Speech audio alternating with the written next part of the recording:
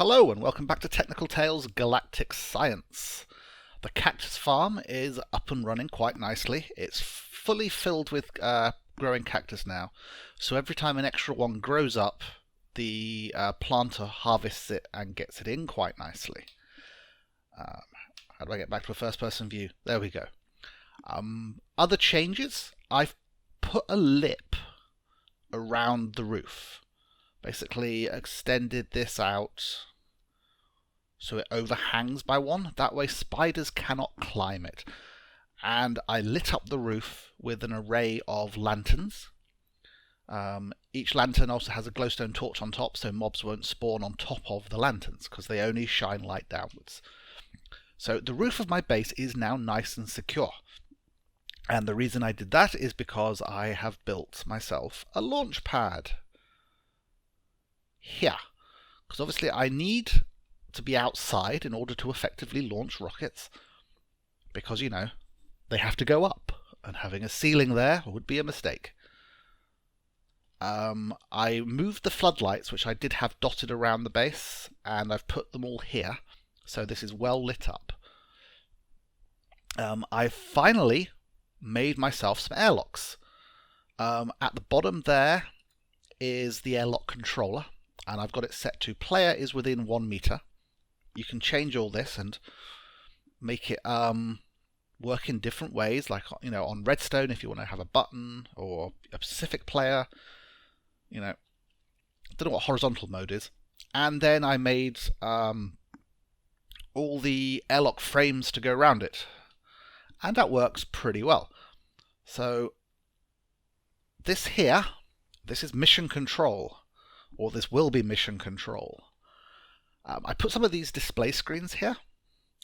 I wanted a 3x3, but I can't get them to merge properly.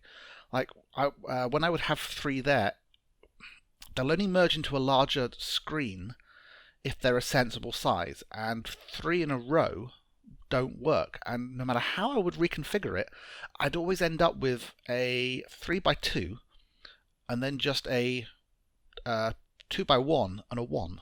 And I couldn't get it into be one large thing, which is really annoying, because when this planet goes down there, I'm not going to be able to see it anymore. Okay, so this is our solar system. You can see there the Earth,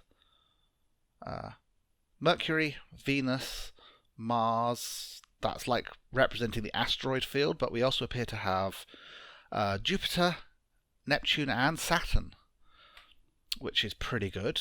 And there might be something further out as well. 1, 2, 3, 4, 5, 6, 7, 8, 9. Yeah, we've probably got Pluto in there as well. I don't know why a ring highlights red when I point there. Left-clicking just breaks it, and right-clicking cycles through the available displays. Over here we have the moon. This is not in real time. If the moon was going around that fast, the day and night cycle here would not be as long as it is. You can see as fast as the moon is going there, that's how fast the sun up there should be moving. But it doesn't matter, it's a nice little pictorial representation. That's the space station. That doesn't exist, but I could build one. But I'm not going to build one yet. And I've got a couple of spare screens. That's supposed to be a local map, but I think the colours are wrong because it's designed probably for Earth. So that's probably the base, and then the colours are just all different. So solar system view. And again, there doesn't appear to be a planet on that outer ring, does there? And then this is like a close-up of the planets, and you seem to get a random planet. And this no link means you can actually put down a telemetry block somewhere, and you get information about where the telemetry block is. So, yeah, so that's what this room is for. If I need any automatic controls or supplies, this is the staging area for actually going into space. And then I've got another airlock here, which gets us into the actual base. Right, so this thing is running on cactus. Although I was running out of carbon, so I threw a stack of logs in. But it means I'm getting plenty of nitrogen. And I've already made myself a ton of wool. It's easier to make the wool directly rather than making string and then make the string into wool. You can just make the wool directly and it's a less complex recipe. So every time a cactus appears in there, it goes straight into the system. I don't have all of these running because it wasn't keeping up with the fuel production. And this appears to be plenty to power the base currently. If I need more, then I can extend that out to the extra generators and then maybe add a second one, you know, another 2 synthesizer machines, so this thing's sort of working twice as fast. But I'm making more than I'm using now. Yes, the logs. I've got this turned off at the moment, so let's just temporarily turn this on. Which it might not do anything because these things are probably full. The logs go into the system, and they go on up and around, and they go into these crucibles, which I've just got over lava. Not as fast as Awesomite blocks, but I was running out of gold. Whoever commented that I will run out of gold was entirely correct. I shouldn't have been so cavalier about that. Anyway, so the logs go into these crucibles and get turned into oil. The oil goes into here, which if I start this refining, uses power and is pumping out fuel. I currently have 46 buckets of fuel, which I think is plenty because I think you only need like 1 or 2 buckets per trip. And what I'll probably do is actually move this barrel out there and then just pipe, I'll just have a really long fluid conduit pipe going out under, because I think the fuel barrel should be out on the launch platform rather than here in my base, because that's rather flammable and it seems like a rather silly thing to do. So I don't need to be refining at the moment. That way these things will fill up and then I'll actually have some logs left. That's why I turned it off. I was out of logs. I don't think there's anything else really to show you. I added a second gravel sifter and I changed the ratio so I'm making less sand and more gravel. I don't need to sieve that much soul sand. I mean, I've got plenty now of much nether wart and nether quartz, so I'm okay. This stuff's piling up, so if I do need to decompose for Einsteinium, I've got tons. So where were we? We were making thermal underwear, weren't we? Out of the thermal cloth, and I needed like 1 of everything. So, how did you make this stuff again? Just wool around redstone. I'm probably going to have to make more wool. Let's see how far that gets me. Have I actually made any actual clothing yet? I thought I'd made the boots, but maybe I just dreamed it. Nothing there. Nothing there. Nothing there. Okay. Hey, it's enough. Thermal padding boots, leggings, chest piece, and helmet. So, back to the quest book. The idea of today's episode is I'm going to hopefully get everything we need to go to Mars next episode. Today is preparing, getting everything together we need.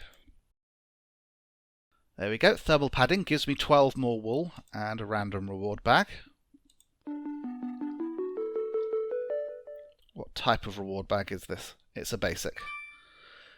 Limestone. There we go. Nice and thermally protected. It does cover my hat though, which is a little annoying. Okay, what is next? Next is the actual rocket. Now this really does require rocket science. A tier 2 rocket. How fun does that sound? Your own rocket to go fly to other planets. You are given a soul-bound book. This is to put on your rocket. Makes life easier if you die on another planet. I think soulbound means that when you die, you respawn with the items still in your inventory. So when I make that, it's going to give me the rocket launch pad I need and the enchanted book, which I can add to the rocket using an anvil. So I'll have to make an anvil. But I've got tons of iron now. I mean, I've got 6 stacks there, and I've got all the elemental iron over there as well. So I put down, the NASA workbench. I went into Silly Willy's space junkie thing. Wonder if you can decompose quest books. Anyway, and I went into the NASA schematics and I gave him a block of diamond, and it gave me 4 NASA workbench schematics, all of which I placed in here and unlocked. If you go down, you can see here, you put the schematic there, click unlock schematic, and it adds it to the workbench. So this is the tier 1 rocket. It came with this anyway. This is a moon buggy, which might be interesting to do, in further, just to play around with it, but probably do that in between episodes. Here's the tier 2 rocket. My understanding is that and we will check this in a moment. I need to put a nose cone here, heavy duty plates here, rocket fins there, and then 3 engines. And then that will get me the rocket. And up here I should put 3 chests so it has cargo space. And I've also got a cargo rocket. Now the cargo rocket is an unmanned rocket. The idea is you can set up automated launch pads, say here and on Mars, and then the cargo rocket can automatically go back and forth, which is an alternative to using those dimensional chests. Like I was going to, I'm going to use the dimensional chest in order to get the materials back from Mars now, nice and easily, but it might be interesting to set up cargo rockets at some point in the future. Just, for the fun of it, for the lulz.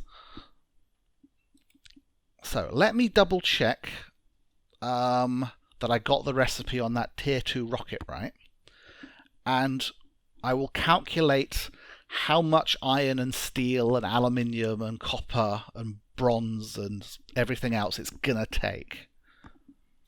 Okay, I was slightly wrong about the recipe. These ones up here need to be tier 1 boosters, and so it's 4 rocket fins and 1 engine there. But then it is 10 heavy-duty plates and 1 nose cone. So let's quickly look at each one of those items. So the nose cone is a redstone torch and 3 heavy-duty plates. And a heavy-duty plate is 2 steel plates, 2 aluminium plates, and 2 bronze plates. And you make the bronze plates. Okay, you can either do that with a bronze ingot, or you can squeeze together a copper and a tin plate. How would I make the ingot if I wanted to? Okay, so if I do this, it's only giving me 1. So I'm having to use 2 copper and 2 tin to get 1. So that's the equivalent of like half. Whereas if I make an ingot in my chemical synthesis machine, then this is the amount of metal you get from 1 ingot, and I'm getting 1 ingot. So that's going to be the best way to make my bronze plates, I think. So I need 1 nose cone and I need 4 rocket fins, which is 4 heavy duty and 2 steel. I need 2 tier 1 rocket boosters. That yellow wool is going to be a problem. We'll come back to that. 4 compressed meteoric iron. Tell you what, I'm going to come back after I've totted up exactly how much of each thing I need for the entire rocket. Because otherwise this episode is going to get too long, because there's a lot of other stuff we still need to prepare. Okay, so I spotted that when you make heavy-duty plate, you get 2 out at a time. So I think I've got my maths right here. Just talking about these compressed these compressed plates, each of which in general takes 2 of a thing. If I show you that instead, so that's 2 steel makes 1. So in terms of ingots, what I'm about to say you have to double. But in terms of plates, to make the rocket is going to take 50 steel plates, 8 meteoric iron plates, 21 tin plates, 38 aluminium plates, and 38 bronze plates. So I think I've got the resources for that, but that's obviously going to take a while. So give me a second. I'm going to grab all those materials and start them banging away. And then we're going to go on to the next thing I think I need for the trip to Mars. One thing before I start that, I'm going to need certain coloured dyes. Like one of those recipes called for yellow dye, but I don't actually have any. And I don't have any dandelions. And I was thinking, how can I get it? And then I remembered, I just have to add bone meal to grass. Those are normal seeds. I need grass seeds. I add bone meal to grass and I get flowers. So that's how I can get the different coloured dyes. Do I actually have grass seed? Oh, I thought I had grass seed somewhere. Please, please, please. Grass seeds. Whew. Okay, so I'm going to put a temporary garden on the roof. The roof is well lit up and is mob free, so I can just jump on up there. Here looks good. Luckily I'd made myself a load of extra dirt in the in a chemical synthesis machine. I won't say for things like this because this has only just occurred to me, but I knew that, I might need it at some point. Alright, so, grass seeds. We'll just add 2, and it's currently daylight and it's all lit up. That should spread, and then I can get the flowers I need for the coloured dyes I need. Because apparently it's vitally important that, that rocket boosters get coloured yellow. Because they wouldn't work otherwise. So that's all the resources brought together. I put these through the compressor in doubles, and it should give me enough of everything. And I've got the extra steel, aluminium, and bronze in there to make the heavy-duty plates that I'm going to need, I think. So let's start with the steel, and then we'll look at the next thing I'm going to need. Entirely the wrong place. Zoop, we're going in here. Right, now, I believe I've already been given a fuel loader. 1 fuel loader. And that's going to go out by the launch pad. Now, I am going to want to bring a fuel loader with me. I can either bring this one with me, or 3x3 launch pad, fuel loader. Don't know if it matters where it goes, so I'll put it there. Wire that up later. I can either take that one with me or I can make another one. I've not decided which to do at the moment. Now somewhere I've got a checklist. Let me actually look up the checklist because that would be a good starting spot, wouldn't it? Okay, so the checklist I've got is for the moon, but I assume, if it works for the moon, it will work for Mars. The first thing it says I need is a parachute. I don't know if I'll be doing a powered descent to Mars, i.e. I'll be going down in the rocket, or whether I'll be parachuting down. So either way, it's going to be best to make a parachute. 3 string, I've got that. Canvas is string and sticks. I have almost no string, so I'm going to have to manufacture string, which is a really annoying recipe, chemically speaking. Because you've got serenine, glycine, and alanine, which are just 3 complex things you have to put together in different ratios to get the string. But I can do that.